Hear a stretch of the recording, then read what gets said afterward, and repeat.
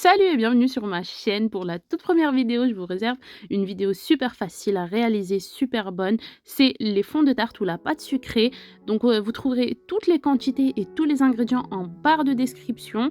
Et on commence. Donc là, j'ai pris de la farine avec du sucre et de l'amande en poudre. Moi, je la fais moi-même, donc je prends juste des amandes que je mixe. Et pour moi, le secret d'une bonne pâte sucrée, c'est vraiment l'amande en poudre. Ça ramène un bon goût. Ensuite, je rajoute du sel. Le sel, c'est énormément important en pâtisserie. Franchement, c'est un exhausteur de goût et ça fait toute la différence. Je rajoute ensuite des graines de vanille. Si vous n'en avez pas, vous pouvez mettre du sucre vanillé ou de la vanille liquide. Puis je rajoute le beurre. Il doit impérativement être bien froid pour pouvoir faire un sablage correct.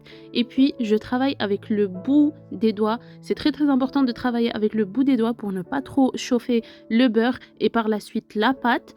Donc je travaille comme ça avec le bout des doigts. J'essaye d'avoir une petite matière de sable. De toute façon, vous allez tout voir au cours de la vidéo. Si jamais vous ne comprenez pas quelque chose, n'hésitez pas à me le laisser en commentaire et je pourrai vous expliquer plus précisément par rapport aux commentaires que vous m'aurez laissés. Donc voilà, je continue comme ça à écraser le beurre avec la farine et les autres ingrédients secs. Très important avec le bout des doigts. Là, on voit un peu la différence par rapport au début de la vidéo. Ça commence vraiment à avoir une petite texture de sable un peu mouillé.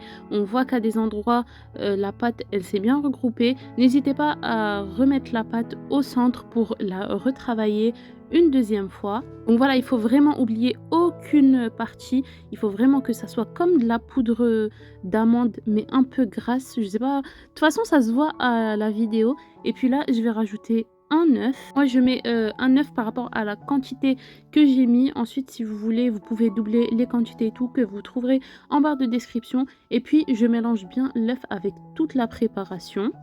Je commence vraiment avec le bout des doigts et ensuite je vais venir un peu pétrir la pâte, voilà, comme ceci pour bien la ramasser. Il faut que ça forme vraiment une boule, que la pâte soit un peu collante, qu'elle ne s'effrite surtout pas parce que si elle s'effrite, comment vous voudrez l'abaisser avec le rouleau, elle va se casser et ça sera pas cool. Donc là, je ramasse ma pâte et on va passer à une étape vraiment très importante qui est le fraisage. Ça va nous permettre d'avoir une pâte plus homogène. Les ingrédients vont être bien répartis sans trop travailler la pâte. Donc voilà, ce que c'est le fraisage en fait, c'est de faire ce mouvement-là avec la paume de la main seulement et de vraiment retirer des petits morceaux de pâte. On fait ce mouvement-là, c'est plus pour écraser le sucre avec le beurre, avec la farine, etc. pour vraiment avoir une pâte le plus, on va dire lisse possible, même si la pâte elle sera jamais lisse vu qu'il y a de la poudre d'amande, mais c'est pour nous permettre de la travailler sans trop la travailler non plus. Si vous êtes arrivé jusqu'ici, n'oubliez pas de vous abonner, d'activer la cloche de notification pour toujours recevoir mes toutes dernières vidéos et de liker bien sûr la vidéo. Si vous êtes arrivé jusqu'ici, ça veut dire que la vidéo vous plaît bien et vous intéresse. Et n'hésitez pas à me dire en commentaire ce que vous en pensez. Si jamais vous avez des questions, des suggestions, n'hésitez pas à me le dire en commentaire. Après avoir fini de fraiser ma pâte, là je vais l'emballer pour la laisser reposer un petit peu. Moi, ce que je fais, c'est que je l'étale un peu, comme ça elle refroidit un peu plus rapidement. Elle sera plus facile à étaler par la suite, donc je la filme au contact. C'est très important de filmer la pâte au contact, comme ça elle évite de croûter et que notre pâte durcisse. Ensuite, je l'abaisse comme ceci au rouleau, comme je vous ai dit, pour qu'elle refroidisse plus rapidement et qu'elle soit plus facile à étaler par la suite.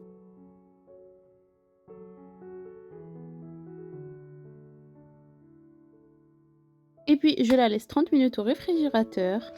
J'ai fait exprès de la laisser un peu plus, comme ça si jamais vous faites l'erreur, je vais vous donner une astuce pour que la pâte soit facilement malléable. Donc une fois que la pâte elle a bien reposé, on farine légèrement le plan de travail, ça s'appelle fleurer le plan de travail. Et puis là, comme vous voyez, je l'ai laissé trop longtemps. C'était fait exprès pour vous donner la petite astuce. Donc là voilà, si votre pâte elle est trop dure, vous prenez la pâte que vous commencez à effriter petit à petit jusqu'à ce que vous finissiez toute la pâte.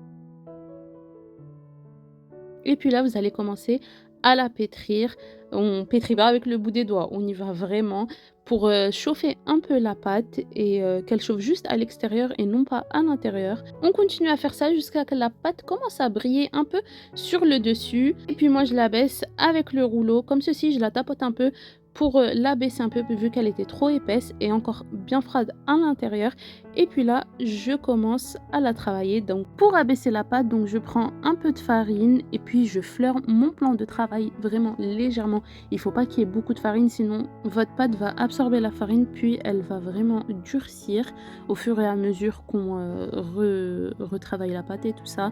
Donc je fleure et là, je retire vraiment tout l'excédent. C'est juste pour vraiment avoir une toute petite pellicule de pâte et là, je la baisse jusqu'à qu'elle soit à la taille qui me convient. Il faut vraiment qu'elle soit pas trop épaisse parce que sinon votre tarte va être trop dure et il faut pas qu'elle soit non plus trop fine parce que sinon votre tarte va être cassante et vraiment très fragile. Donc il est préconisé d'avoir une pâte à peu près de 2 millimètres, ni trop épaisse ni trop fine. De toute façon, vous allez voir par rapport à ce que je vais vous montrer. De toute façon, vous verrez tout au fil de la vidéo et comme je vous ai dit, si jamais vous avez des questions, n'hésitez pas à me le dire en commentaire.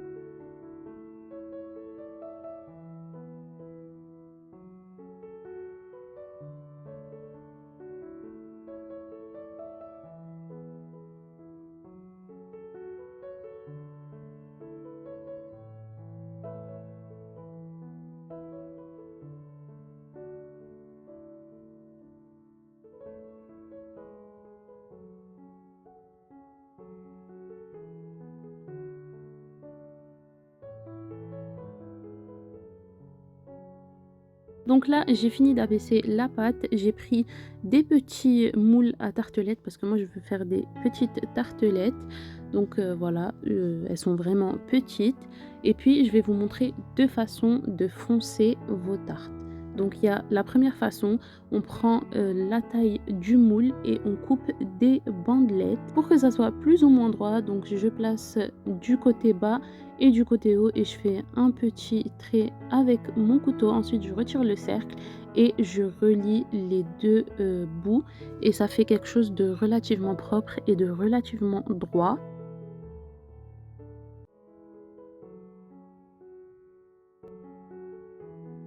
Une fois mes bandelettes découpées, là on va commencer la première technique de fonçage de tarte. Donc vu qu'elles sont un peu longues, j'ai décidé de les couper pour me simplifier la tâche.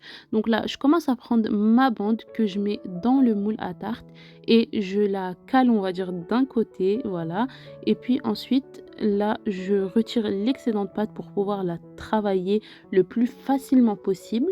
Et puis là on va passer à la première technique de fonçage de tarte. Donc je prends mon moule et là je vais commencer à appuyer sur la pâte que je viens de mettre et au niveau des deux jointures j'aplatis un maximum comme ça il n'y a pas d'endroit qui est plus épais que l'autre et en bouche ça ne va pas être très agréable si on laisse un endroit plus épais que l'autre. Donc là au niveau de la jointure j'insiste vraiment pour que ça soit au même niveau partout et puis là je vais à mon côté de pâte où il n'y a pas de bandelette et j'appuie pour avoir la forme du bas du moule et là je le mets sur mon plan de travail et je commence encore à travailler, à appuyer là les bords parce qu'on voit qu'il y a des bords un peu plus épais et là j'essaye de appuyer au maximum pour que mes deux morceaux de pâte se collent. J'espère que vous avez compris ce que je vous ai dit. Des fois c'est pas aussi simple d'expliquer mais j'essaye de faire mon maximum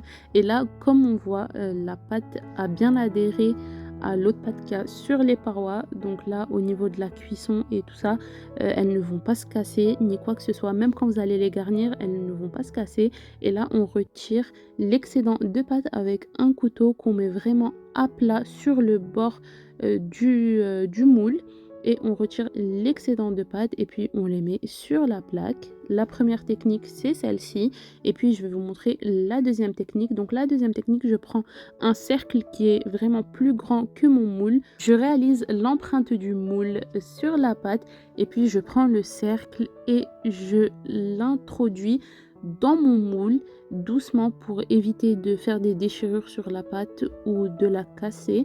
Mais comme vous voyez, elle est assez souple et elle est assez fine également. Donc je mets tout le cercle de pâte dans le moule et là je commence à appuyer pour bien souder tous les bords et que le fond de tarte soit uniforme à tous les niveaux. Je continue à travailler vraiment juste avec la pointe des doigts et comme vous voyez, il y a des endroits qui sont plus épais que d'autres. Donc les endroits qui sont plus épais, j'insiste vraiment. Et là, on voit bien que mon fond de tarte est bien droit.